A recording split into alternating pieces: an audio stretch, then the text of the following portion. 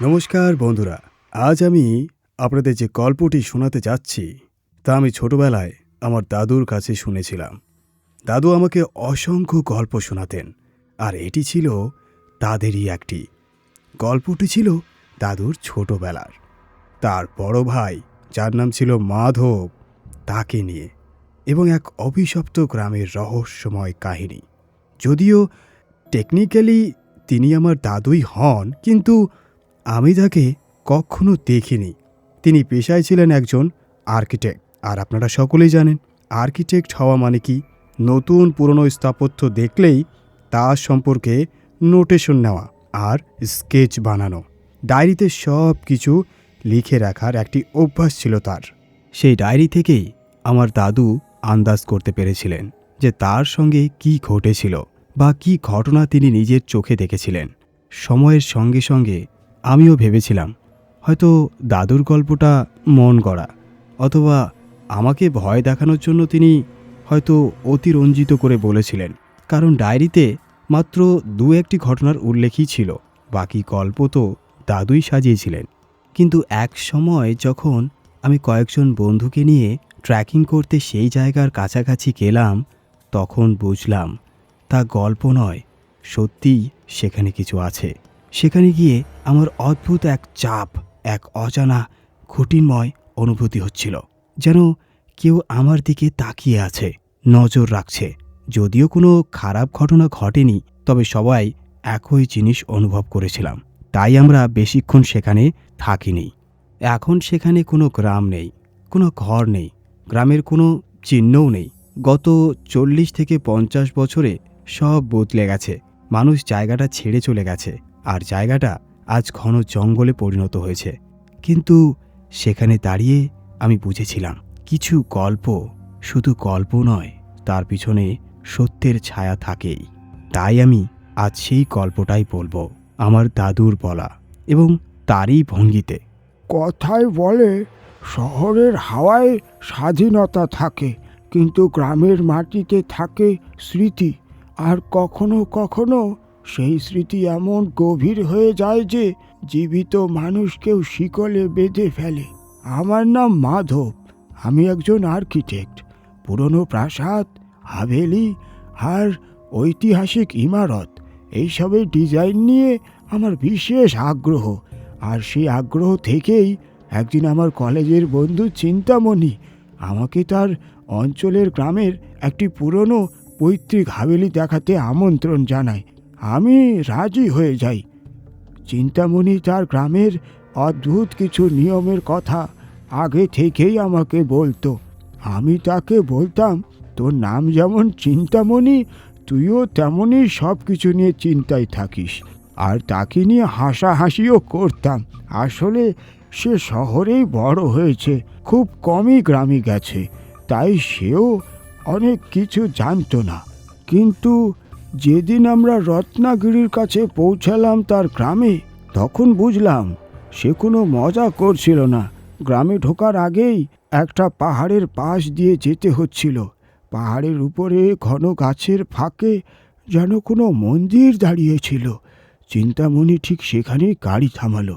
গাড়ি থেকে নেমে গভীর গলায় বলল, মাধব, নিচে নাম, আর উপরের পাহাড়টাকে প্রণাম কর। আমি গাড়ির ভেতর থেকেই তাকিয়ে হেসে বললাম, কিসের রীতি রে, এখানে নাকি টোল ট্যাক্স লাগে? সে আমার হাসি উপেক্ষা করলো, চোখ বন্ধ করে কোনো মন্ত্রের মতো কিছু বলল। তারপর মাটির একটু ধুলো কপালে ছুঁয়ে নিল। তারপর ধীরে আমার দিকে তাকালো। এই, প্রণাম কর রে। তার মুখটা এতটাই সিরিয়াস ছিল যে আমিও মনের মধ্যে ক্ষমা চেয়ে একই কাজ করে নিলাম। তার গ্রামটা যেন টাইম ক্যাপসুল। ঢোকার সঙ্গে সঙ্গেই মনে হচ্ছিল অন্য এক জগতে চলে এসেছি। কাঁচা রাস্তা, খড়ের ছাওয়া চাল, ঘরের চারিদিকে নারকেলের গাছ, সুপারির বাগান, আর অদ্ভুত এক নীরবতা। দুপুর হলেও কোথাও কোনো শব্দ নেই। বৃদ্ধেরা ঘরের সামনে বসে আছে, কিন্তু কথা বলছে না, ফিসফিস করছে। চিন্তামণির বাড়িতে পৌঁছে দেখি বিশাল ও সুন্দর বাড়ি। তার বাবা মা আমাকে আপ্যায়ন করলেন ঠিকই, কিন্তু তাদের চোখে ছিল এক অজানা ভয়, যেন তারা কোনো গভীর চিন্তায় আছে। বিকেলে চা খেতে খেতে আমি বললাম, এই, যে হাভেলির কথা বলেছিলি সেটা কোথায় রে? চল না, গিয়ে দেখি। আমার কথা শুনে চিন্তামণির মায়ের হাত কেঁপে উঠল। কাপটা ঠক করে দর্শরিতে বাজল। তার বাবা কাগজ নামিয়ে গভীরভাবে বললেন, চিন্তামণি, ওকে ঘুরিয়ে আন, কিন্তু ওই দিকটাই যেও না। আমি বিস্মিত। কোন দিক আঙ্কেল? চিন্তামণি আমার হাত টেনে বাইরে নিয়ে এলো। চল, পরে বলছি। আমরা গ্রামের পাথরের রাস্তা ধরে হাঁটছিলাম। সূর্য ঢলছে, লাল মাটিতে লম্বা ছায়া পড়েছে। একটু পর আমরা গ্রামের শেষ প্রান্তে পৌঁছালাম। পাহাড়ের উপর ঘন জঙ্গলের মধ্যে দাঁড়িয়ে আছে এক বিরাট খণ্ডহর। ওটাই সেই হাভেলি।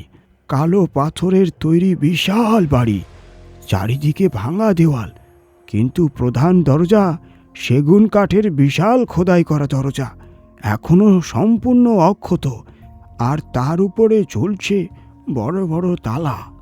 দরজা দেখে আমি মুগ্ধ হয়ে গেলাম। ওয়াও চিন্তামণি, এটা তো আর্কিটেকচারের একটা মাস্টারপিস। চল চল চল, ভিতরে যাই, চল। চিন্তামণি হঠাৎ আমার হাত চেপে ধরল। না। আমি অবাক হয়ে তার মুখের দিকে তাকালাম। কেন, কি হয়েছে? আমরা ভিতরে যেতে পারবো না কেন? চিন্তামণি এক পা পিছিয়ে গেল। মাধব, ফিরে চল, এখানে দাঁড়িয়েও থাকা নিষেধ। আমি তার কথা শুনিনি, কারণ আমি একজন আর্কিটেক্ট, আর আমার চোখে ওই বাড়িটা ছিল যেন একটা গুপ্তধন। আমি পাহাড়ের ঢাল বেয়ে উপরে উঠতে লাগলাম, আর নিচে চিন্তামণি চিৎকার করে উঠল, মাধব, পাগলামি করিস না।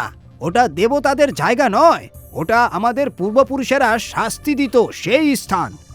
আমি হেসে বললাম, আরে তুই তো কত ভয় পোকা, তোরই তো পূর্বপুরুষ, আমাকে ভূত হয়ে খেয়ে তো নেবে না, তাই না? আমি বাড়িটার দরজার সামনে গিয়ে দাঁড়ালাম। কাছে থেকে জায়গাটা আরও ভয়ানক লাগছিল। দরজার গায়ে তাজা সিঁদুর আর হলুদের দাগ, মানে এখনও কেউ এখানে আসে। আমি হাত বাড়িয়ে দরজার কাঠ ছুঁয়েছি, বরফের মতন ঠান্ডা। মজা করতে করতে ঝুলে থাকা লোহার চেনটা খটখট করে নাড়লাম। শব্দটা সারা নির্জন অন্ধকারে এমনভাবে প্রতিধ্বনিত হলো যেন কেউ বিস্ফোরণ ঘটালো। নিচে দূরে দাঁড়ানো চিন্তামণি মাথায় হাত দিয়ে বসে পড়ল। তুই তুই কি করলি মাধব? আমি হেসেই বললাম, দেখ, কিছুই হলো না, কোনো ভূতটুত আসছেও না। চিন্তামণি আতঙ্কে আমাকে হাত দিয়ে ইশারা করলো। তৎক্ষণাৎ নেমে আয়, এখনই এখান থেকে চলো। আর কিছুক্ষণের মধ্যেই সন্ধে নামবে, তাই আমি আর কিছু বললাম না, নেমে এলাম। প্রায় 20 মিনিটে আমরা বাড়ি ফিরে গেলাম। রাতে খাওয়ার সময় দেখলাম চিন্তামণি অস্বাভাবিক চুপ। বাড়ির লোকেরাও বারবার আমার দিকে অদ্ভুত চোখে তাকাচ্ছিল। রাত প্রায় 12টার সময় হবে। আমাদের অতিথি ঘরে শোয়ানো হয়েছিল।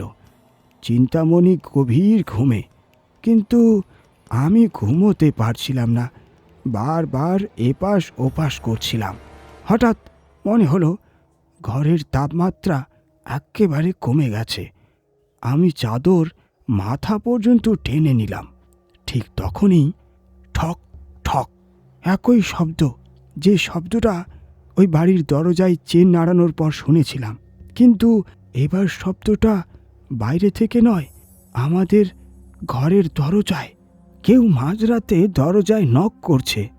আমি উঠে বসলাম। চিন্তামণি তখনও গাঢ় ঘুমে। চিন্তামণি, এই এই চিন্তামণি। ডেকেও কোনো লাভ হলো না। আমি ধীরে ধীরে দরজার দিকে এগোলাম। কে কে? কোনো উত্তরও নেই। আবার কিছুক্ষণ পর সেই শব্দ, ঠক ঠক। আমি ভাবলাম হয়তো চিন্তামণির মা জল দিতে বা আমাদের দেখতে এসেছেন। আমি কাপা হাতে কপাট খুললাম, কিন্তু বাইরে দেখি কেউ নেই, কেউ নেই। দীর্ঘ অন্ধকার করিডোর, পুরোপুরি ফাঁকা। আমি দরজা বন্ধ করতে যাচ্ছিলাম, ঠিক তখনই নজর পড়ল দরজার গোড়ায়। মাটির উপর লাল কাদামাটির ভেজা পায়ের ছাপ। সেই ছাপ অন্ধকার করিডোর থেকে এসেছে এবং আমার ঘরের দরজার সামনে এসে ভিতরে ঢুকেছে। মানে যেই নক করছিল সে ফিরে যায়নি, সে ঘরের ভিতরে ঢুকে পড়েছে। কিন্তু সেটা কিভাবে সম্ভব? দরজা তো বন্ধ ছিল। আমি ঘুরে তাকালাম, পায়ের ছাপ ঘরের ভিতর পর্যন্ত এসেছে, ঠিক আমাদের বিছানার পাশে অদৃশ্য হয়ে গেছে। আমার গলা শুকিয়ে কাঠ। ঘরের বাতাসে এক অদ্ভুত ভারী স্যাঁতসেঁতে গন্ধ। বৃষ্টির পর ভেজা মাটির গন্ধের সঙ্গে মিশে আছে কিছু পচা গন্ধ। চিন্তামণি, একটু গলা চাপা করে ডাকলাম, শব্দটাই বের হচ্ছিল না। হঠাৎ আমার ঠিক পিছনে কানের পাশে কেউ গভীর ঠান্ডা শ্বাস ফেলল। আমার কান অবশ হয়ে গেল। আমি ঝট করে ঘুরলাম, দেখি কেউ নেই। ঠিক তখনই আমার মুখে একটা পানির ফোঁটা পড়ল। আমি চোখ তুলে ছাদের দিকে তাকালাম। ছাদ পুরো শুকনো। হাতের দিকে নজর দিতেই আমার শরীর কেঁপে উঠল। ফোঁটাটা লাল, সেটা জল নয়, সেটা রক্ত। আমি ছুটে গিয়ে চিন্তামণিকে ঝাঁকিয়ে তুললাম। চিন্তামণি ওঠ, ঘরে কেউ আছে, ঘরে কেউ আছে, চিন্তামণি ওঠ। সে হড়বড়িয়ে উঠে বসল। কি হয়েছে? তুই জেগে আছিস কেন? আমি কাঁপা কাঁপা আঙ্গুল মাটির দিকে দেখালাম। ওই দেখ, পায়ের ছাপ, আর এটা কি রক্ত? চিন্তামণি সেই দিক দেখে তার চোখ ছানা বড়া। পায়ের ছাপ তখনও ভিজে ভিজে। তার ঘুমন্ত মুখ এক মুহূর্তে দুধে আলতা সাদা হয়ে গেল। সে আমার দিকে তাকিয়ে ফিসফিস করে বলল, তুই দরজা খুলেছিলিস তাই না? হ্যাঁ, নক হয়েছিল, ভেবেছিলাম আন্টি হয়, তাই দরজা খুলেছিলাম। চিন্তামণি নিজের কপালে হাত মারল। মাধব, তুই তাকে ডেকে এনেছিস?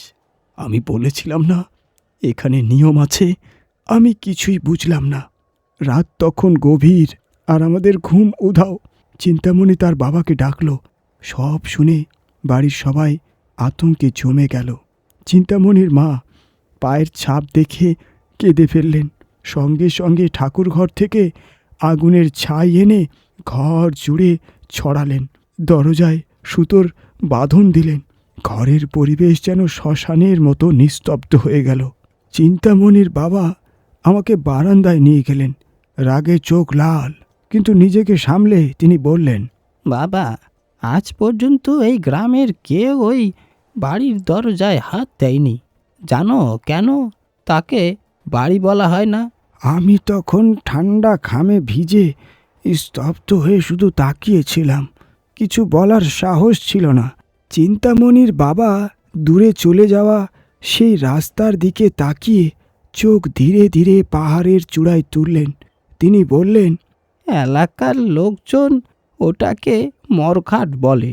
ওটা কোনো মানুষের থাকার জায়গা না, কখনোই ছিলও না। আজ থেকে 30 থেকে 40 বছর আগে আমাদের পূর্বপুরুষেরা সেখানে বিচার করত। যেই অপরাধী হতো বা যাদের গুরুতর ভুল হতো সবাইকে ওই হাভেলিতে নিয়ে যাওয়া হতো, আর যাকে সেখানে পাঠানো হতো সে আর কোনো দিন বেঁচে ফিরত না। তার কথা শুনে আমার শরীর কাঁটা দিয়ে উঠল। চিন্তামণির বাবা আবার বলতে শুরু করলেন, ওই হাভেলির ভিতরে একটা কুয়ো আছে। শোনা যায় সেই সময় অপরাধীদের মাথা কেটে ওই কুয়োর ভেতরে ফেলে দেওয়া হতো। আসলে ওটা ছিল একেবারে কসাইখানা, আর দরজায় কড়া নাড়ার মানে জল্লাদকে ডেকে আনা। পুরনো দিনে যখন শাস্তির সময় হতো তখন 3 বার দরজায় নখ দেওয়া হতো। দরজা খোলার সঙ্গে সঙ্গে অপরাধীকে ভিতরে ঠেলে ঢুকিয়ে দেওয়া হতো। তার কথা শুনে আমার নিঃশ্বাস যেন আটকে গেল, কারণ গতকাল আমি মজায় মজায় ঠিক 3 বার দরজায় কড়া নাড়ছিলাম। আমি কপালের ঘাম মুছে বললাম, আঙ্কেল, এখন আমি কি করব? অজান্তে আমার খুব বড় ভুল হয়ে গেছে।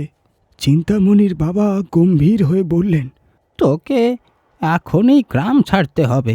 যদি দ্রুত পারিস গ্রাম ছাড়, এখানে থাকলে সেই জল্লাদ তোকেও নিয়ে যাবে। আমি এক মুহূর্ত দেরি করলাম না। চিন্তামণি গাড়ি বের করলো। আমি তাড়াহুড়ো করে ব্যাগ গোছালাম। হাত তখনও কাঁপছিল। রাতের মধ্যে আমরা বাড়ি থেকে বেরিয়ে পড়লাম। উপরে গোল চাঁদ, চারিপাশে সাদা ধূসর আলো, কিন্তু সেই আলো নিচে পৌঁছাতে পারছিল না। ঘন জঙ্গল যেন সব আলো আটকে ছিল। তবুও একটু নিরাপদ লাগছিল। মনে হচ্ছিল আর কিছুক্ষণেই এখান থেকে বেরিয়ে যাব। আমি পাশের ডায়েরি বের করে কিছু লিখছিলাম। চিন্তামণি তখন গাড়ি চালাচ্ছিল। আমরা এগোচ্ছিলাম সেই নদীর সেতুর দিকে, যেখানে গতকাল গাড়ি থামিয়ে আমরা পাহাড়কে প্রণাম করেছিলাম। আমি লিখতে লিখতে বললাম, চিন্তামণি, গতি বাড়া, এখান থেকে বের কর আমাকে। চিন্তামণি চুপ, পুরো মন রাস্তার দিকে। গাড়ি গ্রামের সরু পথে এগোচ্ছে। দুই পাশে নারিকেল আর সুপারির বাগান। সব ঠিকই চলছিল, কিন্তু 15 মিনিট পরও সেতুটি দেখা গেল না। আমি চিন্তামণির মুখের দিকে তাকালাম। তার কপালেও ঘাম স্পষ্ট বোঝা যাচ্ছিল। সেও একাই ভয় পাচ্ছে নিজে নিজে। সে চারপাশে তাকিয়ে বলল, বুঝতে পারছি না রে, রাস্তা তো এটাই, সোজা পথ, খুব বেশি বাঁকেও না।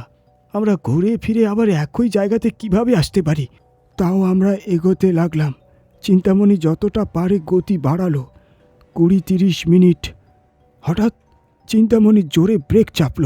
ধুলো উড়ে চারিদিকে ছড়িয়ে গেল। ধুলো কমতেই আমরা সামনে তাকালাম। দেখি রাস্তা বন্ধ, কিন্তু রাস্তা শেষ হয়নি। হঠাৎ দেখি আমাদের সামনে পাহাড়ের একটা ঢাল, আর সেই পাহাড়ের উপর কালো ভয়ঙ্কর সেই হাভেলি, যাকে গ্রামের লোকেরা মরঘাট বলে। আমরা ঘুরে ঘুরে আবার ঠিক সেই জায়গায় ফিরে এসেছি। না, এটা অসম্ভব, আমরা তো ইউটার্ন নিয়েছি। চিন্তামণির মুখ থেকে তখন ঘাম টপ টপ করে পড়ছে। ও আমাদের যেতে দিচ্ছে না মাধব, সে তোমাকে যেতে দিচ্ছে না। ঠিক তখনই ধাম করে একটা আওয়াজ হলো। গাড়ির ছাদে কোনো ভারী জিনিস লাফ মেরে উঠেছে। সাসপেনশন দেবে গেল, যেন গাড়ি মাটির মধ্যে ঢুকে যাচ্ছে। আমরা দুজন একসঙ্গে চিৎকার করলাম। চিন্তামণি চেঁচিয়ে উঠল, দরজা লক কর তাড়াতাড়ি। কিন্তু তার আগেই আমার পাশের লকের বোতাম নিচে থেকেই উপরে উঠে গেল। তারপর আমার জানলার কাছে বাইরে থেকে জোরে লাল মাটিতে মাখা একটা হাত চেপে ধরল।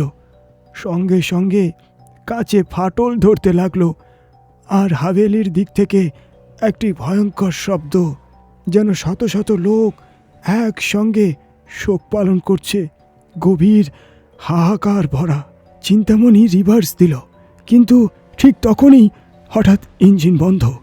চালু কর চিন্তামণি, চালু কর, কিছু কর, আমি চেঁচিয়ে উঠলাম। সে বারবার চাবি ঘুরাচ্ছে। ইঞ্জিন শুধু ঘর ঘর করছে। জ্বালানি লাল দাগ ছুঁয়ে গেছে। এবং তখনই আমার চোখ গেল সামনে।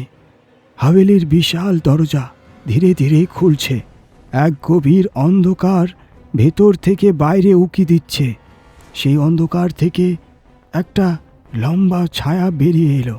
চাঁদের আলোয় দাঁড়াতেই আমরা দেখলাম তার কোমরের নিচে শুধু একটা ধুতি, শরীর লাল রঙে মাখামাখি, হাতে পুরনো মরিচে ধরা খোলা তরোয়াল, আর সবচেয়ে ভয়ের, তার মাথায় নেই।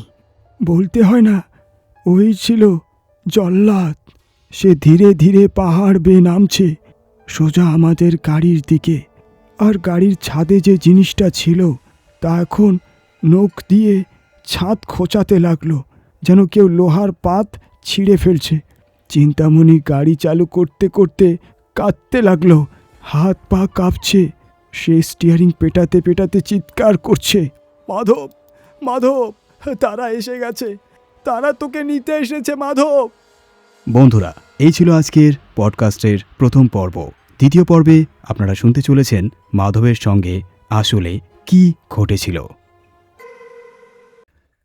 নমস্কার বন্ধুরা, আপনারা শুনছেন বঙ্গ হরর স্টোরি ইউটিউব চ্যানেল, এবং আজকের এই পডকাস্টের গল্প আরও ভয়াবহ হতে চলেছে, তাই আপনারা একটু মনোযোগ সহকারে শেষ পর্যন্ত শুনবেন। চলুন শুরু করছি আজকের নতুন পডকাস্টের গল্প।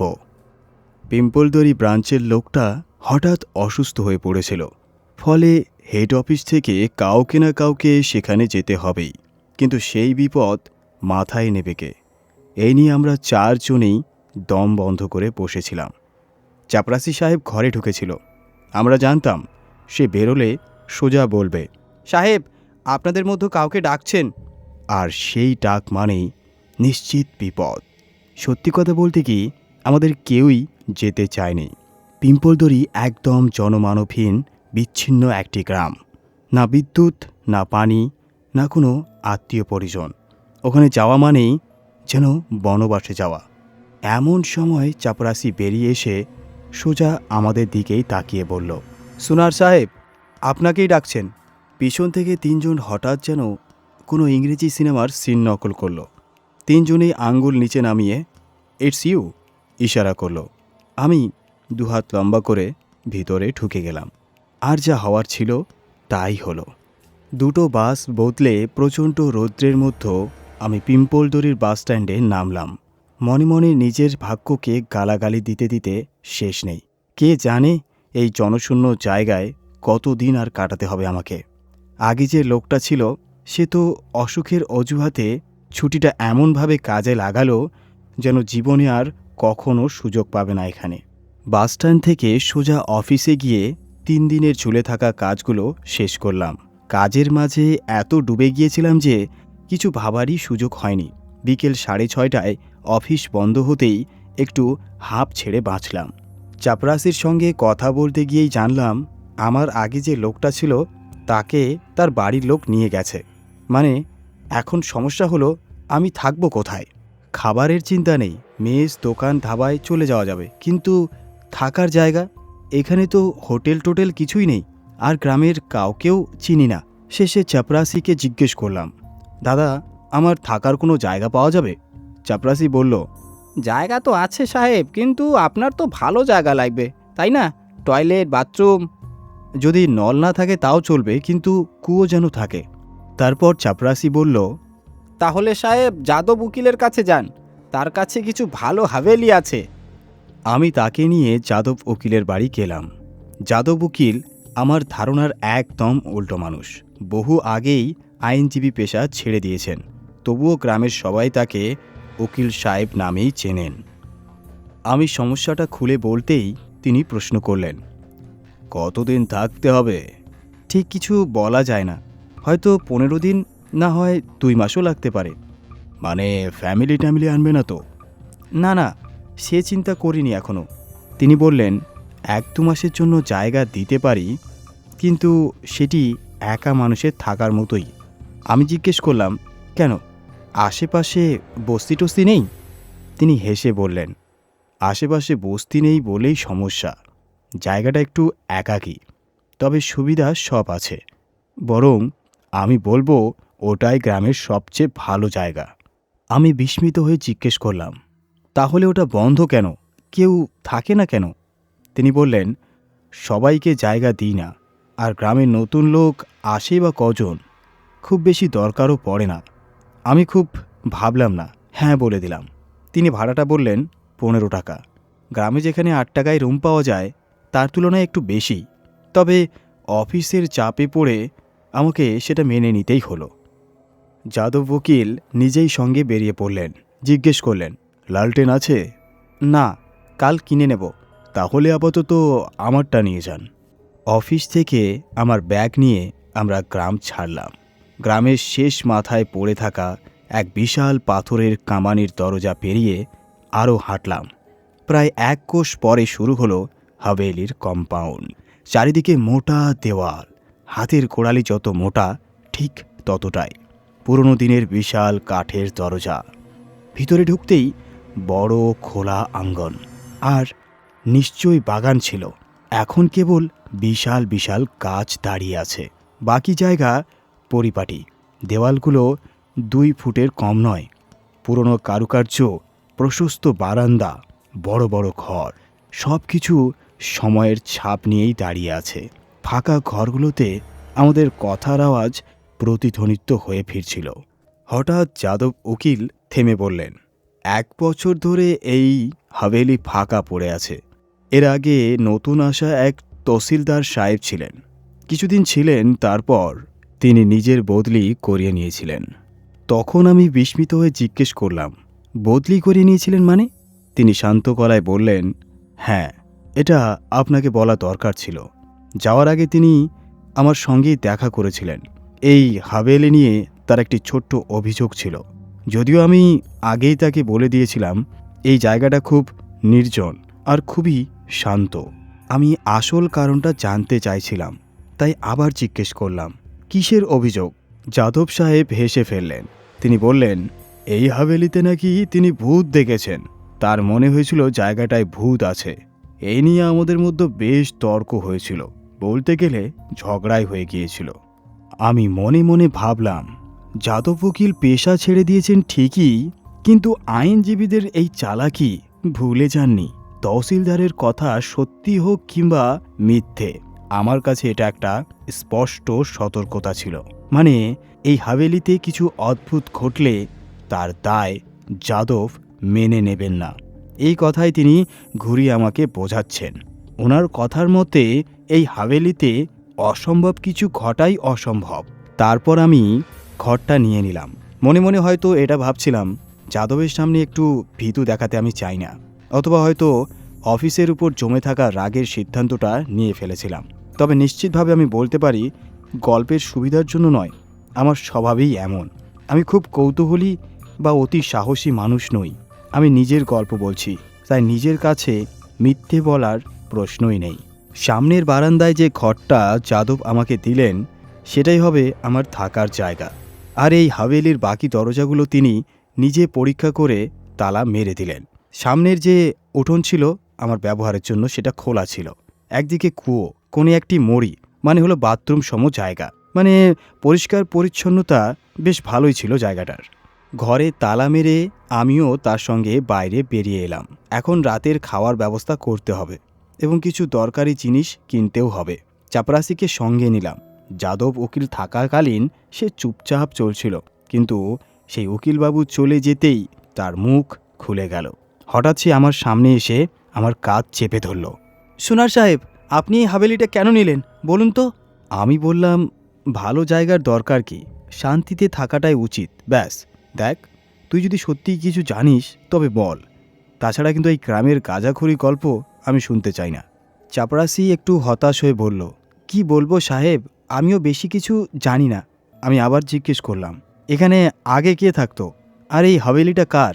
সে হাভেলির দিকে তাকিয়ে বলল, শোনা যায় কোনো বড় শাহকারের একটি হাভেলি ছিল, তবে এর বেশি আমি আর কিছু জানি না সাহেব। আমি বললাম, থাক চল, আমাকে অনেক কয়েকটা দোকান দেখা। মেসের মালিক ভীষণ কথাবার্তা বলেন, কিন্তু আজ আমার কথা বলার একটুকুও মুড ছিল না। তাদের গল্প, হাসাহাসি, তামাশা, আমি সব কিছু চুপচাপ শুনছিলাম, কিছুই মনে ধরছিল না। গ্রামের অনেক কথাই আমার অজানা, তাই তারা যেভাবে একে অন্যকে খোঁচা দিচ্ছিল সেই সব আমার কানে ঢুকছিল, কিন্তু মাথায় ঢুকছিল না। খাওয়া শেষ করে যখন আমরা হাভেলি ফিরলাম, তখন রাত 9:30। গরমের দিন, রাত হলেও চারিদিক যেন জেগে আছে। 1-2 পথকুকুরও আমার পেছনে ঘেউ ঘেউ করতে করতে দৌড়েও এলো। সকালের জন্য কিছু খাবার কিনেছিলাম, সেই গন্ধে যেন এক কালো কুকুর আমার পেছনে পেছনে আসছিল। হাভেলির দরজায় পৌঁছে মনে হলো, আসতে দিই, উঠোনে শুবে, আমাকেও পাহারা দেবে। আমি আঙ্গুলে চুটকি কেটে ডাকতেই সে ভ্যাঁ ভ্যাঁ করতে ভিতরে ঢুকে গেল। কুয়োর পাশে কাপড় ধোয়ার বড় পাথরটায় আমি জিনিসপত্র রাখলাম। পাথরের কোণে থাকা একটা ছোট্ট গর্তে তাকে পানি ঢেলে দিলাম। হয়তো জীবনে প্রথমবার এমন সম্মান পেয়েছিল সে। কৃতজ্ঞতা দেখানোর জন্য সে এমন চেষ্টা করছিল যে সে কুকুরটার জন্য সত্যি আমার মায়া লাগলো। আমি নিজের ঘরে ঢুকে লালটেন জ্বালালাম। বিছানা বিছিয়ে কুয়োর ঠান্ডা পানি লোটায় ভরে মাথার পাশে রাখলাম। ঘুমোতে যাওয়ার জন্য দরজা বন্ধ করতে গিয়ে একবার বাইরে তাকালাম। ওই একই কুকুর বারান্দার সিঁড়িতে গুটিসুটি মেরে আরামে ঘুমিয়ে পড়েছে। দিনভর ক্লান্তিতে আমিও গভীর ঘুমে তলিয়ে গেলাম। তবুও যাদব আর চাপরাসি যেসব কথা বলেছিল হয়তো সেগুলো মনের গভীরে কোথাও চাপা পড়েছিল, কারণ দু একবার হালকা ঘুম ভেঙে গিয়েছিল। পুরো জেগে উঠেনি, কিন্তু কিছু অস্পষ্ট স্মৃতি রয়ে গেছে। রাতে হয়তো হাওয়ায় কোনো দরজা জানলা কাঁপল, সিঁড়িতে থাকা কুকুরটাও যেন অদ্ভুত সুরে হাউমাউ করছিল। আর যখন ঘুম ভেঙে সকাল হলো, দেখা গেল সূর্যের আলো ঘরে ঢুকে পড়েছে। আলো একসঙ্গে ঘর আর মন দুটোকেই আলোকিত করে দিল। ফ্রেশ মনে হলো এবং হঠাৎই ভাবলাম এটা কোথায়। তারপর ধীরে ধীরে সব মনে পড়ে গেল। ঘর থেকে বেরোতেই রাতের সেই কুকুরটার কথা মনে পড়ে গেল। সিঁড়ির ধারে বসে যেন আমারই অপেক্ষা করছিল। দিনের আলোয় তাকে বেশ নোংরা লাগছিল, তবে তাকে তাড়ানোর ইচ্ছে হলো না। ভাবলাম আমি আর কতদিনই বা এই গ্রামে আছি। যতদিন থাকি বেচারাকে দুমুঠো খাবার তো দিতে পারবো। আজ আমি মেসে সবার আগে পৌঁছে গিয়েছিলাম, তাই পাটিল সাহেব মানে যিনি মেসের মালিক আমার দিকে নজর দিল। তিনি আমাকে জিজ্ঞেস করলেন কোন অফিসে কাজ করি, আমার বদলে কি পাকাপাকি, বা কোথায় থাকার জায়গা নিয়েছি, সব জিজ্ঞেস করলো। আমি বললাম যে আমি শাহকারের সেই হাভেলিতে উঠেছি। তিনি এই কথা শুনে এক দৃষ্টিতে আমার দিকে চেয়ে রইলেন। তারপর দৃষ্টি হঠাৎ সরিয়ে রাস্তার দিকে তাকালো।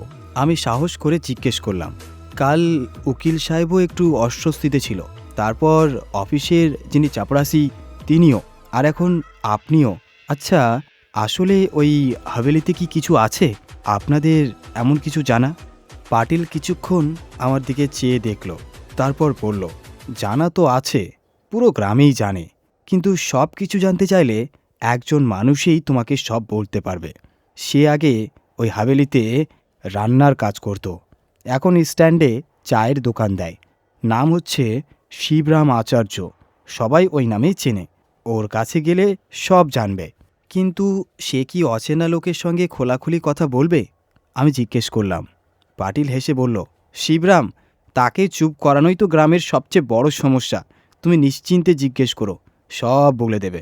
কাউন্টার থেকে বেরোনোর সময় তিনি আমার হাতে একটি সুপারি রেখে বললেন, রাতে খেতে এসো কিন্তু। আমি হ্যাঁ হ্যাঁ বলে মেস থেকে বেরিয়ে এলাম।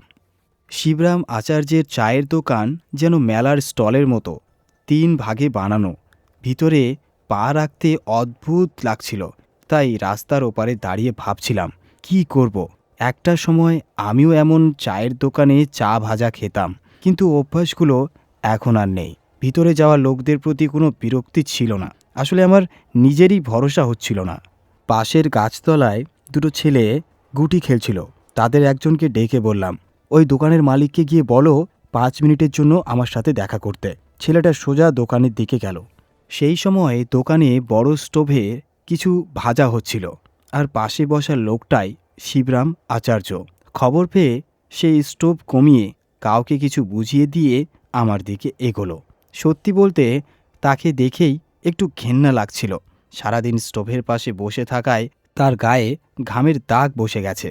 কাঁধের ময়লা গামছা দিয়ে বারবার শরীর মুছছে। ধোয়া আর তেলের গন্ধে চোখ লাল হয়ে গেছে, হালকা কাশিও হচ্ছে। মুখে কয়েকদিনের সাদা দাড়ি। আমার কাছে আসতেই একটা বিড়ি ধরিয়ে টান দিয়ে সম্পূর্ণ ধোয়া গিলে নিয়ে বলল, কি কাজ ছিল আপনার? এক মুহূর্ত ভাবলাম এই লোকের সঙ্গে কথা বলবো কি না, তবুও বললাম, আমি এখন শাহকারের সেই হাভেলিতে থাকছি। তার মুখের ভঙ্গি দেখলাম কোনো পরিবর্তন নেই। আমি আবার বললাম, আর ওই মেসের মালিক পাটিল বলছিলেন আপনি নাকি আগে সেখানে রান্নার কাজ করতেন? সে ঠান্ডাভাবে বলল, বলো। গাঁয়ের সবাই বলে ওই হাভেলিতে কিছু একটা গোলমাল আছে, সব নাকি আপনি জানেন। সে বেপরোয়ায় হাসল। আমার থেকে আর কে জানবে, সবই তো আমার চোখের সামনে ঘটেছে। তার লাল চোখ আমার দিকে তাকিয়ে বলল, চলুন দোকানের ভেতরে বসি। আমি দোকানটার দিকে তাকিয়ে বললাম, না এখন না, তুমি দোকান কখন বন্ধ করো? রাত 9টা। ঠিক আছে, রাত 9টায় দেখা করো, তখন সব বলবো। সত্যি কথা বলতে সেই শাহকারের হাভেলির কথা জানার এত আগ্রহ না থাকলে আমি কখনোই এই লোকের সঙ্গে দ্বিতীয়বার দেখা করতাম না। রাত 9টায় আমি শিবরামের কাছে পৌঁছালাম। রূপালী চাঁদের আলো যেন গ্রামের কুৎসিত চেহারার উপর এক ধোঁকাবাজ পরত চাপিয়ে দিয়েছিল। বাড়িগুলোর কোন ধার ছায়ায় নরম হয়ে গেছে। পুরো গ্রাম একটা মিথ্যে রহস্যময় আলোয় মোড়া। দিনের দুর্গন্ধ কমে গেছে। মাঝে মধ্যে কোথা থেকে হালকা কোনো গন্ধ ভেসে আসছে। এমন সময় শিবরামের দোকানের কাঠের তক্তায় বসে বড় শাহকারের হাভেলির সেই গল্প শুনছিলাম।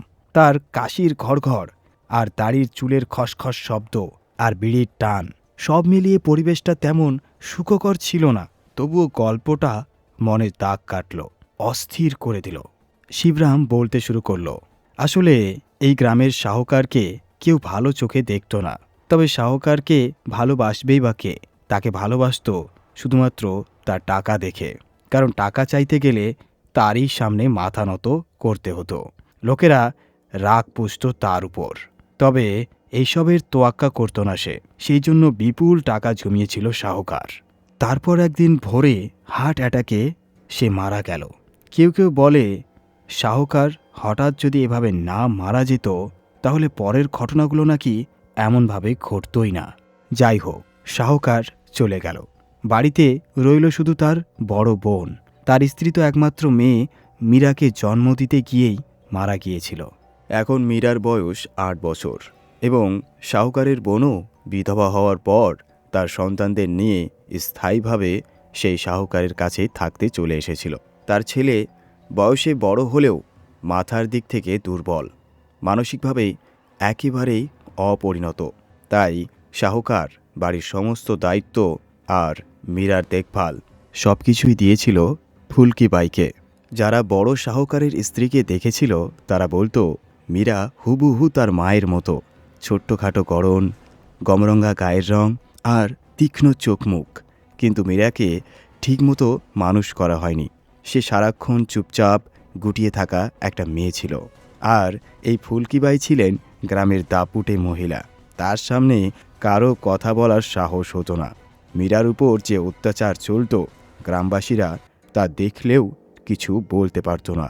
গ্রামের সেই ছোট্ট স্কুলে সে কোনো মতে ভার্নাকুলার ফাইনাল পর্যন্ত পড়তে পেরেছিল। স্কুল ছাড়া তাকে আর কোথাও বাইরে দেখা যেত না। সমবয়সী মেয়েদের সঙ্গে খেলাধুলা, আড্ডা কিচ্ছুই না। 2-1 বান্ধবী যখন তার সঙ্গে দেখা করতে তার হাভেলিতে গিয়েছিল, সেই ফুলকিবাই খিটখিটে স্বভাব আর বাড়ির কুমটো পরিবেশ দেখে তারা আর কখনো সেখানে আসার সাহস পায়নি। এভাবেই দিন কেটে গেল। মীরা শাড়ি পরার মতো বয়সে পৌঁছে গেল। সঙ্গে তার মামাতো ভাই, যাকে সবাই বাবা বলতো। সেও বড় হচ্ছিল বটে, কিন্তু মস্তিষ্কের দিক থেকে রয়ে গেল অপূর্ণই। এমন নয় যে ফুলকিবাই জানত না নিজের ছেলের দুর্বলতা, কিন্তু ইচ্ছাকৃতভাবেই চোখ বুজে থাকতেন। ক্রমে মীরার বয়স 18 হয়ে গেল। বাড়ির পরিবেশ যতই অন্ধকার আর দমদমা করা হোক, প্রকৃতি তার নিজস্ব কাজে থেমে থাকে না। রোদ হাওয়া না পাওয়া সেই ফুটফুটে জীবনের মধ্যেও তার পাতলা শরীরে যৌবনের একটা ঝাপসার আভা ফুটে উঠেছিল। মায়ের মতোই সে ছিল সুন্দরী। কিছু মুহূর্তের জন্য তার রূপ মানুষকে স্তব্ধ করে দিতে পারত। কেউ টের পেল না কখন আমাদের ফুলকিবাই মনে মনে সেই মেয়ের বিয়ের কথা ভেবে বসেছেন। কিন্তু একদিন রান্নাঘরে গুরুজি, অর্থাৎ যিনি পুজো দেন পণ্ডিত মশাই, যখন পুজোর কথা বলছিলেন তখন আমার কানে কয়েকটা কথোপকথন ভেসে এসেছিল। আর তখনই বুঝেছিলাম এই ফুলকিবাই চান মীরার বিয়ে তার ছেলে শিবুর সাথেই হোক, মানে হচ্ছে বাবা। কোনো ঝামেলা না করে একেবারে আইনের পথে মীরার সব সম্পত্তি হাতানো, এই নিখুঁত উপায়ে সে ঠিক করে ফেলেছিল। মীরার কানে এসব কথা গেছে কিনা কেউ জানত না। আর যদি গিয়েও থাকে, সে কি ভাববে কি ভাবত সেটাও কারো জানা ছিল না। কারণ তার তো কোনো নির্দিষ্ট ঘনিষ্ঠ বান্ধবী ছিল না যার কাছে সে এই সমস্ত কথাগুলো মন খুলে বলতে পারবে। হাভেলির বাইরে গিয়ে মন হালকা করার মতো একটা জায়গা ছিল না সেই গ্রামে। তাকে তার অধিকার বোঝানোর মতো কেউ ছিল না। আর ওই পণ্ডিত, তিনি তো শাহকারের দানানাজে মোটা হয়ে থাকা এক কৃতদাস। তৎক্ষণাৎ তিনি বললেন ফুফাতো ভাই বোনের বিয়ে হতে পারে, আর তার সঙ্গে তিনি একটা সুবিধাজনক শাস্ত্র ফুলকিবাইকে শিখিয়ে দিলেন। শিবুর কানে এইসব কথা নিশ্চয়ই পৌঁছেছিল। আমার স্পষ্ট মনে আছে, এক সকালে শিবু খেতে বসেছে, আর আমাদের ফুলকিবাই প্রতিদিনের মতো কাছে বসে খাইয়ে দিচ্ছিল। মীরা কোনো কাজে রান্নাঘরে ঢুকেছিল। ফুলকিবাই তাকে লবণ কিংবা চাটনি দিতে বলল। মীরা থালায় পরিবেশন করতে নিচু হতেই শিবু হঠাৎ করে তার হাত চেপে ধরল এবং মুখ ভর্তি ভাত যেমন ছিল তেমন রেখেই অদ্ভুত গলায় বলতে লাগলো, তুই আমার বউ হবি মীরা, তুই আমার বউ হবি, এখনই হবি। মীরা ভয়ে কেঁপে উঠল। তার হাত থেকে কাঁচের বাটি পড়ে ভেঙে গেল। সে ধাক্কা খেয়ে পিছিয়ে গেল। ছি, নির্বোধ কোথাকার! বলে সে জোরে হাত ছাড়িয়ে নিল। তার মুখ মুহূর্তে সাদা হয়ে গিয়েছিল। আমি নিজের চোখে দেখেছি। ফুলকিবাই তখন চিৎকার করে উঠল আর শিবুকে ধমক দিতে লাগলো, কারণ তার খুব ভালোভাবেই জানা ছিল রান্নাঘরের নকর চাকর ঘোরাঘুরি করছে, আর সে চাইতো না এই ঘটনাটা বাইরে ফাঁসো। তখন শিবু অভিমানী শিশুর মতন বলল, তুই তো বললি আমার বিয়ে ও তার সাথে হবে, মীরার সাথে। মীরা দম বন্ধ এক দীর্ঘ নিঃশ্বাস ফেলে দ্রুত সরে গেল। তারপর থেকেই ফুলকিবাই শিবুর খাবার মাঝের ঘরে পরিবেশন করতে শুরু করলেন। যদিও শোনা যায় পরে সেখানেও মীরাকে নাকি একদিন ডাকা হয়েছিল খাবার পরিবেশনের জন্য। সেটা সত্যি নাকি মিথ্যা তা সঠিক জানি না। সব কিছু উপেক্ষা করেই সেই উচ্চাকাঙ্ক্ষী মহিলা বিয়ের ফাঁস বুনে ফেলল। গ্রামে আর চোখে কথা উঠল, কিন্তু গ্রামের বাইরের লোক কেই বা সাহস করে তাদের বিরোধিতা করবে। শিবুর প্রকৃত অবস্থা সবার জানা থাকলেও কে জানে, মীরার হয়তো ভালো লাগতে পারে। এই ভেবে অনেকে নিজের বিবেককে চুপ করিয়ে দিল। এই পুরো সময় আমি ওই হাভেলিতেই চা করছিলাম। আগেও মীরা খুব কমই নিচে নামতো, এখন তো তাকে ঘরের বাইরে দেখাই যেত না। একবার তাকে ছাদের ধারে দাঁড়িয়ে থাকতে দেখেছিলাম। চেহারায় এমন ক্লান্ত, এমন অবসাদ দেখে আমার মনটা ভরে উঠেছিল। কিন্তু আমি তো নেহাতেই একজন চাকর, কিছু বলার সাহস কোথায় আমার? আর যদি ফুলকিবাইয়ের কানে এই কথা যেত তাহলে আমার চাকরি নিশ্চিত যেত। তাই সব চেপে রেখে চুপ করে থাকতাম। মীরার আতঙ্কিত মনে কী ভাবনা চলতো তা কেউ জানত না। এই দমবন্ধ অবস্থা থেকে পালানোর জন্য সে একবার একটা বিশাল চেষ্টা করেছিল। এক দুপুরে দেখে ফুলকিবাই ঘুমাচ্ছে, তখনই চুপি চুপি হাভেলির বাইরে বেরিয়ে পড়েছিল সে। কিন্তু ঠিক সেই সময় দুর্ভাগ্য তার সামনে গিয়ে দাঁড়ালো। যেদিকে শিবুর জন্য মীরা ভয়ে বাড়ি ছেড়ে পালাচ্ছিল, ঠিক সেই মুহূর্তে হঠাৎ রাস্তায় শিবুর দেখা। রাস্তায় তখন আর কেউ ছিল না, তাই আসলে সেখানে কি ঘটেছিল সে ব্যাপারটা কেউই কিছু জানল না। শুধু এটুকু জানা গেল যে মীরা হঠাৎ জোরে চিৎকার করে কাঁপতে কাঁপতে দৌড়ে ফিরে এসে নিজের ঘরে ঢুকে দরজা বন্ধ করে ভয়ে কুঁকড়ে বসে পড়ে। তার ঠিক পিছনেই আমার বউ, আমার বউ বলে চিৎকার করতে করতে শিবুও সে হাভেলের ভিতর ঢুকে পড়ে এবং মীরাকে খুঁজতে থাকে। বাড়ির সব লোক, সব নকর চাকর ছুটে এসে আঙ্গিনায় জড়ো হয়ে গেল। প্রচণ্ড হাঙ্গামা বেঁধে গেল। শেষ পর্যন্ত ফুলকিবাই অনেক কষ্টে নিজের ছেলে শিবুকে শান্ত করল। সেই মুহূর্তে ফুলকিবাইয়ের মুখ রাগে লাল হয়ে উঠেছিল। কিন্তু মীরা সেই ঘটনার পর এমনভাবে আতঙ্কিত হয়ে পড়ল যেন কোনো গভীর দুঃস্বপ্নে আটকে গেছে। হঠাৎ প্রচণ্ড জ্বর উঠল তার, আর এমন অবস্থা দেখে ফুলকিবাই ডাক্তার না ডেকে থাকতে পারলেন না। ফুলকিবাই চালাকি করে বাড়ির পুরনো পরিচিত ডাক্তারটিকে কিন্তু ডাকেনি। গ্রামের নতুন সরকারি ডাক্তার এসেছিল, এক তরুণ ভালো স্বভাবের মানুষ, তাকেই ডেকে আনলো। নামটা এখন আমার ঠিক মনে পড়ছে না, কিন্তু আমি নিজের চোখে দেখেছি মীরাকে সুস্থ করতে সেই ডাক্তার কি প্রচণ্ড পরিশ্রমী না করেছিল, যেন জীবন মৃত্যুর সীমানা থেকে মীরাকে সে টেনে ফিরিয়ে আনলো। স্বাভাবিকভাবেই স্নেহের জন্যই তৃষ্ণার্ত মীরা এবং তাকে সান্ত্বনা দেওয়া, যত্ন নেওয়া সেই তরুণ ডাক্তার, কেউ বুঝে ওঠার আগেই সেই সহানুভূতি প্রেমে পরিণত হলো। কদিনের জন্য হলেও মীরার শুকিয়ে যাওয়া প্রাণে এক রাশ শান্তি ফিরে এসেছিল। তার গালে একটু লাল আভা ফুটে উঠল, নিভে যাওয়া চোখে একটু আলো দেখা দিল, ভয়ে থমকে থাকা ঠোঁটে একটু হাসি ফিরে এলো। এইদিকে কুটিল ফুলকিবাই কিন্তু সব কিছুই দেখতে পেয়েছিল এবং সব কিছুই জানত, এবং এই প্রেমের আশ্রয়ে যে মীরা দ্রুত সুস্থ হয়ে উঠবে এটা সে নিশ্চিত ছিল। তাই এখন পর্যন্ত সে কিছুই বলল না। তারপর একদিন সে নিজের চালটা চালল। সেদিন মীরার ঘরে ছিল ফুলকিবাই, শিবু, ডাক্তার আর মীরা, এই চারজন। হঠাৎ মীরা চিৎকার করতে শুরু করলো। এর মধ্যে আমি শুনতে পেলাম ফুলকিবাই আর ডাক্তার দুজনের উচ্চস্বরের তর্কের শব্দ। ঠিক কথাগুলো মনে নেই, তবে ফুলকিবাই ডাক্তারকে হুমকি দিচ্ছিল, মেয়েকে একলা পেয়ে জোর করে ইজ্জত নষ্ট করতে চেয়েছ, এই ধরনের কথাবার্তা।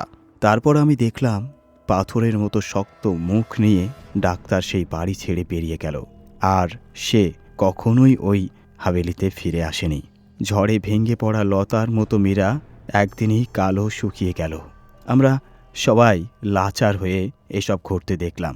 ডাক্তার নিজের ইজ্জত, চাকরি, ভবিষ্যৎ সব রক্ষার চিন্তায় এখান থেকে চলে গেল। দোষী বা দেবে কাকে? সবাই তো নিজের নিজের কাঁচের ঘরে। শুভ সময় তো পেরিয়ে গেছে, তাই ফুলকিবাই বৈশাখ জ্যৈষ্ঠই শিবুর বিয়ে সেরে ফেলতে চাইছিল। লোকসমক্ষে সে প্রকাশ্যই এ কথা বলতে শুরু করল। মীরা হতভম্ব হয়ে নিজের ভেঙে পড়া জীবন দেখছিল, কিন্তু তার সবটাই ছিল উপরের মুখোশ। মাঝে মাঝে তার চোখে এক অদ্ভুত অস্বাভাবিক চকচকানি দেখা যেত, যা দেখলে আমার বুক হিম হয়ে যেত। কিন্তু আমি কিছুই বলতে পারিনি। চৈত্র শেষ হলো, বৈশাখ শুরু হলো, বাড়িতে রং করানো শুরু হয়ে গেল। আর এক সকালে হঠাৎ মীরা কোথাও নেই। ভীষণ দৌড়োদৌড়ি শুরু হলো। গ্রাম, আশপাশ সব জায়গা খোঁজা হলো। শেষে বাধ্য হয়ে পুলিশ ডাকতে হলো। তারা পুরো বাড়ি তন্ন তন্ন করে খুঁজল, কিন্তু মীরার কোনো চিহ্ন পাওয়া গেল না। কোনো রক্ত, কোনো চিঠি, একটুকুও কিছুই না। বাইরে কেউ তাকে যেতেও দেখেনি। শেষ পর্যন্ত সকলকেই সবচেয়ে ভয়ঙ্কর সম্ভাবনার কথাই ভাবতে হলো। কুয়ো। হ্যাঁ, ওই কুয়োতেই ডুবুরিদের নামতে হলো। কিছুক্ষণ পর তারা মীরার নিথর দেহটি তুলে আনলো। সে নিজের পথ নিজেই বেছে নিয়েছিল। শিবু যে আগেই অর্ধেক পাগল ছিল, সে এই দৃশ্য দেখে তার ভাঙাচোরা মনে কি ঝড় উঠেছিল কে জানে। কিন্তু সত্যি কথা বলতে সেদিনের পর শিবুর ব্যবহার পুরো বদলে গেল। সে নিজের সঙ্গেই কথা বলতে লাগলো, অন্তত সবাই তাই ভাবত। একদিন আমি মজা করে জিজ্ঞেস করেছিলাম, শিবু, আজকাল কার সঙ্গে এত গল্প করো? সে একবার সহজভাবে বলেছিল, আমার বউয়ের সাথে, মীরার সাথে। ও তো আমার বউ হতে চলেছে, তাই তাই আমরা সেই নিয়েই কথা বলছি। হি। আমি আর কথাটা এগোতে পারিনি, কারণ বুঝতে পারলাম এই নিয়ে প্রশ্ন করাটা আর ঠিক হবে না। বাড়িতে আর একজন মানুষ ছিল যে ভিতরে ভিতরে দগ্ধ হচ্ছিল। তিনি হলেন ফুলকিবাই। মীরার আত্মহত্যার কারণে এই ঘটনার কথা পুরো গ্রামে ছড়িয়ে পড়েছে। লোকের মুখ বন্ধ করতে করতে আমাদের ফুলকিবাইয়ের শরীর খারাপ হয়ে উঠেছিল। তার উপর আবার এই নতুন ঝামেলা এসে পড়ল। আমি লক্ষ্য করছিলাম ফুলকিবাই এখন শিবুর উপর ক্রমাগত নজর রাখছে, কারণ তার বিড়বিড় করে কথা বলা দিন দিন আরও বাড়ছে। বাড়ির চাকর বাকর এতে অশান্ত হয়ে উঠেছিল। মীরার কথা বারবার শুনতে কাউকেই আর ভালো লাগতো না। যেদিন আমি শিবুকে কুয়োর কাছে দাঁড়িয়ে নিজের সঙ্গে কথা বলতে দেখলাম, তখনই আমার মনে হলো ব্যাপারটা এখন আর স্বাভাবিক নেই। একদিন আমি রান্নাঘরের জানলা থেকে বাইরে তাকিয়েছিলাম। সব কিছুই স্পষ্ট দেখা যাচ্ছিল, শোনা যাচ্ছিল। আর শিবু প্রথমে অন্যমনস্কভাবে সিঁড়িতে দাঁড়িয়েছিল, তারপর ধীরে ধীরে আঙ্গিনায় এগোতে লাগলো। কিন্তু তার দৃষ্টি একটানা কুয়োর মুখেই আটকে ছিল, যেন সেখানে কাউকে সে দেখছে। সে কুয়োর চারপাশে চক্কর দিতে দিতে কাছে যেতে লাগলো। আমি তাড়াতাড়ি দৌড়ে গিয়ে ফুলকিবাইকে ডাকলাম। তিনি ছুটতে ছুটতে আঙ্গিনায় এলেন এবং শিবুর হাত ধরে তাকে ভেতরে নিয়ে যেতে চাইলেন। কিন্তু শিবু তখন নিজের জায়গা থেকে নড়তেই রাজি নয়। সে তখন কুয়োর মুখের দিকে আঙ্গুল দেখিয়ে ফুলকিবাইকে কিছু বোঝাচ্ছিলেন। অবশেষে অনেক কষ্টে ফুলকিবাই তাকে শান্ত করে বাড়ির ভেতর নিয়ে গেলেন। যখন তিনি জানলার পাশ দিয়ে যাচ্ছিলেন, আমি দেখলাম তার মুখ ঘামে ভিজে গেছে, রং ফ্যাকাশে, সেও যেন কিছু দেখে ফেলেছে। শিবুর অস্বস্তি থামার বদলে আরও বেড়েই চলল। এখন সে প্রায় সারাদিনই নিজের সঙ্গে কথাবার্তা বলতো। ফুলকিবাই একদিন ছিল না দেখে এক দুবার আমি শিবুর ঘরের দরজায় কান লাগিয়ে তার কথা শোনার চেষ্টা করছিলাম, কিন্তু যা শুনলাম সেটা শোনার পর আমার সমস্ত কৌতূহল এক মুহূর্তে উধাও হয়ে গেল। আমি শিবুর অর্ধেক রাগী আর অর্ধেক কাঁপা গলায় শুনেছিলাম, কুয়োর মধ্যে কেন? ঘরের ভিতর নয় কেন? আমাকে জল খুব ভয় লাগে। আর আর কুয়োটা কত গভীর, আমি সেখানে গেলে আমি সাঁতরাতে পারবো? এ, আমি এখানেই থাকবো, আমি যাব না। কি, আমি পড়বো না? সত্যি? এরপর আমি আর কখনো তার কথা শোনার চেষ্টা করিনি। সপ্তমীর সপ্তম দিনে যে শুভক্ষণ ঠিক করা হয়েছিল তিনি তো আগেই তা ভুলে গেছেন, কিন্তু আমাদের শিবু সে কিন্তু ভোলেনি, সে মনে রেখেছিল। কারণ একদিন সে খেতে বসে আচমকা বলে উঠল, কালকে আমার বিয়ে হবে, কালকে কালকে আমার মীরার সাথে বিয়ে হবে। ফুলকিবাই তাকে বকাঝকা করে বললেন, অযথা বকবক করো না, চুপ করে খেয়ে নাও। কিন্তু শিবু বারবার একই কথা জিজ্ঞেস করছিল। বলো না মা, কালকেই তো আমার বিয়ে। ফুলকিবাই তাকে বোঝাচ্ছিলেন, এখন কোনো বিয়ে টিয়ে নেই বাবা, খেয়ে নাও। কিন্তু শিবুর একটাই কথা, কেন নেই? মীরা তো বলেছে কাল আমাদের বিয়ে হবে। এই কথা শুনেই ফুলকিবাই চিৎকার করে উঠলেন, চুপ কর, নইলে মারবো কিন্তু। বাবা চুপ হয়ে গেল বটে, কিন্তু তার মুখে অদ্ভুত হাসি ফুটে উঠল, যেন নিজের সঙ্গেই কথা বলছে। জানলা দিয়ে বাইরে তাকাচ্ছে, অকারণে হাসছে। তারপর এলো সপ্তমীর সেই সপ্তম দিন। সকাল 8টার আগে কোনোদিন না ওঠা শিবু সেদিন ভোরেই নেমে এসে বসে পড়ল। আমি জিজ্ঞেস করেছিলাম, শিবু, এত সকালেই এখানে বসে আছো কেন? সে চোখ বড় বড় করে গলা নেড়ে বলল, কেন? আজ আমার বিয়ে নয়? এই কথা শোনা মাত্রই আমি চুপ হয়ে গেলাম। এরপর যা ঘটল সব কিছু চোখের সামনে আচমকা। সকাল 7টার দিকে আমরা ফুলকিবাই, শিবু, আমি আর বাড়ির আরেক মহিলা রান্নাঘরেই ছিলাম। শিবু বারবার জানলার দিকে তাকাচ্ছিল এবং ভীষণ অস্থির হচ্ছিল। হঠাৎ শিবু চিৎকার করে উঠল, হ্যাঁ, আসছি। ওই চিৎকার এত জোরে ছিল যে আমরা সবাই ভয়ে থমকে দাঁড়িয়ে গেলাম। এরপরই বাবা দৌড়ে বাইরে চলে গেল। আঙিনায় পৌঁছে সোজা কুয়োর মুখের উপর উঠে গেল। জানলা দিয়ে সেটা দেখে ফুলকিবাই চিৎকার করতে লাগলেন, শিবু, নিচে আয় বাবা, নিচে আয়। কিন্তু শিবুর মন তখন আর কোথাও নেই। আমার দৃষ্টিও কুয়োর দিকেই ছিল। আর ঠিক সেই মুহূর্তে এক অদ্ভুত দৃশ্য চোখে পড়ল। সেই কুয়োর মুখ থেকে দুহাত দূরে একটা ধোঁয়াটে অবয়ব দাঁড়িয়ে আছে, হাত বাড়িয়ে শিবুকে তার কাছে ডাকছে। শিবু এক পা এগোলো, আর তার চিৎকার পুরো হাওয়ায় মিলিয়ে গেল। ঝপাং ঝপাং করে পানিতে পড়ার শব্দ হলো। ফুলকিবাই তখনও দৌড়ে বারান্দায় পার হতে পারেননি। আমি রান্নাঘরের জানলা পেরিয়ে কুয়োর দিকে ছুটলাম। সেই জলে তখনও তীব্র আলোড়ন। আমি নিচে তাকিয়ে দেখলাম গভীর থেকে গা ফুটো বুদবুদ উঠছে, কিন্তু ফুলকিবাই পৌঁছাতে সব শান্ত। আমি দৌড়ে গিয়ে ডুবুরি নিয়ে এলাম। ফুলকিবাই কান্নায় আকাশ ভেঙে ফেলেছিলেন। এই শুভ দিনে তিনি যা ভেবেছিলেন তার ঠিক উল্টো হয়ে গেল। সত্যি বলতে তার স্বভাব এমন ছিল না যে সহজে কারো অনুভূতি জাগে, কিন্তু তখন তার অবস্থা আমারও করুণ লেগেছিল। ডুবুরি এসে তৎক্ষণাৎ দড়ি বেঁধে নেমে গেল। প্রথমবার উঠে এসে বলল, কিছুই নেই, এমন ইশারা করে আবার নেমে গেল। 3-4 বার ডুব দেওয়ার পর প্রচণ্ড পরিশ্রমে সে শিবুকে খুঁজে পেল। তারপর তাকে টেনে তুলতে অনেক সময় লাগলো। পরে তাদেরকে চা দিতে গিয়েছিলাম। ডুবুরি আমাকে নিজেই বলল, কোনো পাথরের ফাঁকে এমনভাবে আটকে ছিল যে টানলেও ছাড়ছিল না, যেন ভেতর থেকে কেউ তাকে জোরে চেপে ধরে বসেছিল।